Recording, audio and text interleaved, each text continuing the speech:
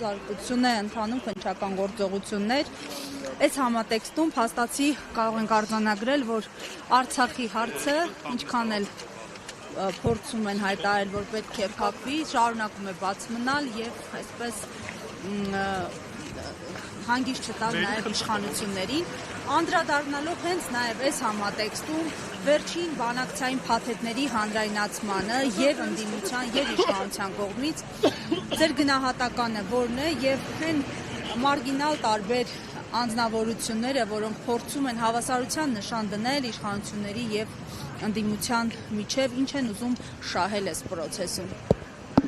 Ձեր կարծիքով ու կարծում շատ ճիշտ է գրում ներկայացնում այդ մարգինալ ճակերտավոր ընդդիմադի որոշ շրջանակների նպատակը դոկտոր ջրում զուտ բռնելն է։ Տեսեք, բոլոր նրանք, ովքեր որ քննադատում են եւ մեղադրում են Փաշինյանին բանակցությունները փակուղի տանելու եւ 19 թվականի առաջարկներից հրաժարվելու պահով ճիշտ են անում, բայց նրանք նաեւ ովքեր որ համ Փաշինյանին են մեղադրում, համ Ձեռի հետ փորձում են խեղաթյուրել իրականությունը եսվեր գցել Հանրապետականի ու Սերժ Սարգսյանի վրա, թե իբր թե դե չգնաց լուծումների Հանրապետականը, Սերժ Սարգսյանը չգնաց լուծումների, Նիկոլին իսկս բանի ասում են հողատու, նրանք էլ լկտի ստում են։ Նախ առաջինը Սերժ Սարգսյանը երբեք չի հրաժարվել բանակցային փաթեթից։ Երբեք։ ԵԱԿ Մինսկի խմբի համանախագահության 2018 թվականին չի եղել որևէ փաթեթ, որտեղ առաջար փաթեթ պաշտոնական, որից Սերժ Սարգսյանը հրաժարվի։ Ընդհակառակը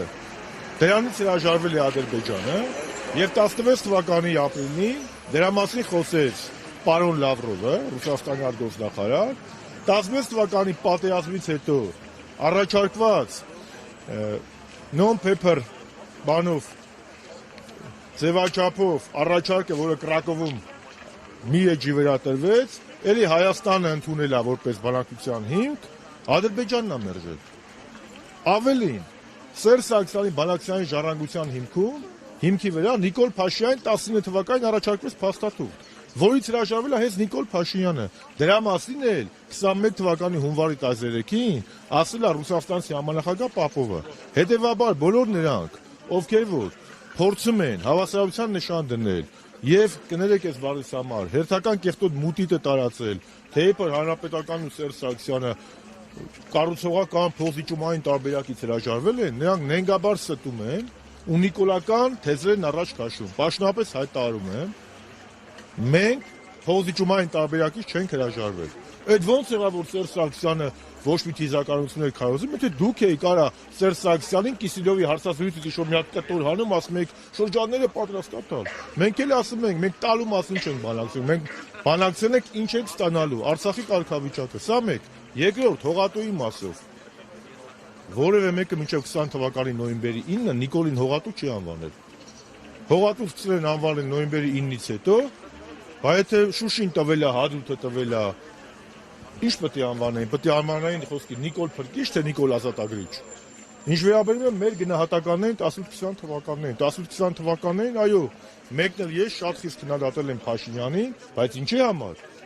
որ ինքը փոխել է բանակցային ձևաչափը, որ ինքը ոչ թե Սերժ Սարգսյանի բանակցային ժառանգությունն է հիմք ընդունել, իսկ Սերժ Սարգսյանի բանակցային ժառանգությունը դա համանախագահ երկրների առաջարկներն էին, այլ ասելա ես սկսում եմ իմ զրոյական կետից, բայց չքննադատեի, իսկ այդ գործիչներից մեկը, որ պարլամենտում էր, քննադատում էր այդ ժամանակ, իսկ այո, իսկ երբ որ մենք ասում ենք, որ Լավրովը ասում է, որ առաջարկություններ են ներկայացրել, իրանք չեն կանգնում ասում, մենք մեր արտգործնախարարին ու վարչապետին վստահում ենք։ Իսկ նոյեմբերի 9-ից հետո էլի վստահեցիք, իսկ երբ որ Լաչինը հանձնում էր, մենք ասում ենք Լաչին ինչու է հանձնում, ասում եք դա է միջանցքային տրամաբանության այլընտրանքը։ Հիմա Լաչինն էլ հանձնեց, ամբողջ Արցախն էլ հանձնեց, միջանցքն տալիս է։ Հետևաբար մեր քննադատությունը Նիկոլ Փաշինյանին ուղղված է եղել մի բանի համար, որ ինքը 18-20 թվականներին միտումնավոր հենց առաջի օրը մայիսի 9-ին Արցախում փորձել է խեղաթյուրել բանակցային ձևաչափը եւ ուլտիմատում ներկայացրել համանախագահ երկրների ղեկավարներին, դուք պատկերացնում եք Տրամպի, Մակրոնի մեկ էլ Պուտինի դեմքը, երբ որ մարդիկ հեռուստացույցից են իմանում, որ Նիկոլ Փաշինյանն ասում է ֆորմատը պետք է փոխվի, մինչև Ղարաբաղը չմասնակցի, ես բանակցություններին պատրաստ չեմ։ Պատկերացնում եք այդ մարդկանց դեմքը, երբ որ Նիկոլ Փաշինյանը 19 թվականի հունիսի պաշտոնական առաջարկներին 2019-ի օգոստոսին հայտարարում է Արցախը Հայաստանը եւ վերջ։ Մենք քննադատել ենք Նիկոլի ապակառուցողական լինելու, սուպեր կեղծ հայրենասիրական լինելու, ոչ մի թիզական լինելու մեջ։ Այո, հանրապետականը քննադատել է, բայց քննադատել է այդ դիրքերից, ոչ թե փոխզիջումների։ Մենք ընդհակառակն ասել ենք, որ դու պետք է բանակցային փաստաթուղթը, այն ինչ որ քեզ ժառանգություն մնացել է Սերժ Սարգսյանից, դա պետք է հիմք ընդունես, այլ ոչ թե ասես, ես էլ դեռ պետք է համանախագահները ասեն, ես ընդունեմ թե չընդունեմ։ Սա է ամբողջ խնդիրը։ Եվ այդ իմաստով բոլոր այն գործիչները,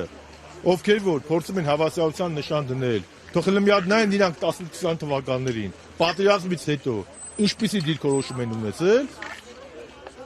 նոր մտածեն ինչ-որ բան խոսելու մասին։ Հանրապետականը 19-20 թվականներին ունեցել է պետականամետ դիրքորոշում եւ կողմ ա եղել փոխզիջումների միջոցով խնդրի լուծմանը, որտեղ այո կարմիր գիծ ա եղել, մեր կարմիր գիծը Արցախի ժողովրդի որոշման իրավունքն է եւ հանրակրվեով կարգավիճակի վերջնական որոշումը։ Բ.